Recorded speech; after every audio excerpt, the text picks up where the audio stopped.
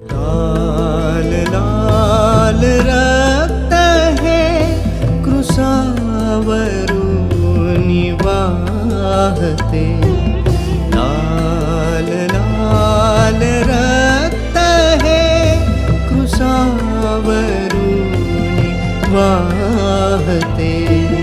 माझे सर्व पाप ते धुनी शुद्ध करिते, माझे सर्व पाप ते धुनी शुद्ध करिते.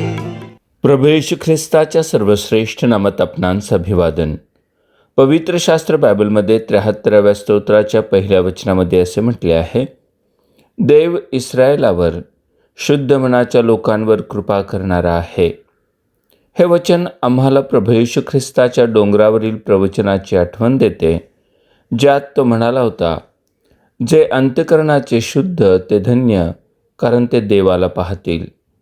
याचाच अर्थ, ज्याचे अंतःकरण शुद्ध नाही ते देवाला पाहू शकत नाहीत, देवाजवळ येऊ शकत नाहीत, स्वर्गात प्रवेश करू शकत नाहीत.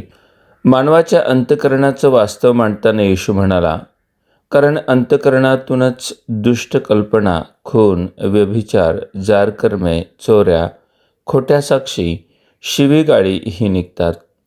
ह्या गोष्टी माणसाला विटाळवितात, म्हणजेच अशुद्ध करीतात. खरे तर कोणाही मानवाचे अंतःकरण शुद्ध नाही. उत्पत्ती 8:21 सांगते, मानवाच्या मनातील कल्पना बालपणापासून दुष्ट असतात. मनुष्याचे हे अशुद्ध अंतःकरण त्याला देवाला पाहण्यापासून, अर्थात त्याच्याजवळ येण्यापासून रोखते. मात्र परमेश्वर दयाघन आहे, म्हणून त्याने मनुष्याला जवळ करण्यासाठी आपल्या पुत्रामधून, अर्थात प्रभू येशू ख्रिस्तामधून एक अद्भुत मार्ग तयार केला. ख्रिस्ताने आमची पापे, आमचे अपराध, आमची अशुद्धता स्वतःवर घेत प्रायश्चित्ताकरिता वधस्तंभावरचे शापित मरण स्वीकारले. तो मरणातून पुनरुत्थित झाला. जे त्याच्या मरणावर व पुनरुत्थानावर विश्वास ठेवितात, त्यांस पापांची क्षमा होऊन त्यांस शुद्ध हृदय प्राप्त होते. अशांविषयी इब्रिकरांस पत्र 10:22 सांगते, आपली हृदये सिंचित झालेले, दुष्ट भावनेपासून मुक्त झालेले व निर्मळ पाण्याने शरीर धुतलेले असे आपण खऱ्या अंतःकरणाने व विश्वासाच्या खात्रीने देवाजवळ येऊ. याचाच अर्थ, ख्रिस्ताचे रक्त आमचे अंतःकरण शुद्ध करीते व देवाचे वचन आमचे शरीर, अर्थात जीवन दररोज धुवून शुद्ध ठेवण्यास मदत करीते. त्यामुळे पवित्र देवाच्या सानिध्यात येण्याचे धैर्य आम्हास मिळते.